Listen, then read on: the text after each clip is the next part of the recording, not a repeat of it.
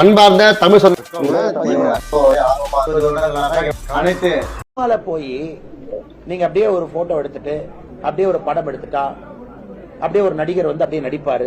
அதுக்கப்புறம் அந்த நடிகர் பாம்பேல போய் உட்கார்ந்துக்குவாரு. கேட்டா அவங்க குழந்தைங்களே பாம்பேல படிப்பாங்க. அந்த நடிகர் சொல்லுவாரு, ஓ நான் சமூக நீதிக்காக படம் எடுத்துட்டேன், தமிழ்நாட்டில் இப்படி இருக்கு. இப்ப இந்த சமூக நீதி படம் எடுக்கிற நடிகர் டைரக்டர் எல்லாம் சும்மா எடுக்கிறாங்களா, ஓசியில் எடுக்கிறாங்களா? அவங்க படம் எடுத்துட்டு அப்படியே ஃப்ரீயா வந்து தியேட்டர்ல போட்டுருவாங்க. நம்ம ஃப்ரீயா போய் பார்த்துட்டு வந்து ஓ சமூக நீதி இருக்குன்னு.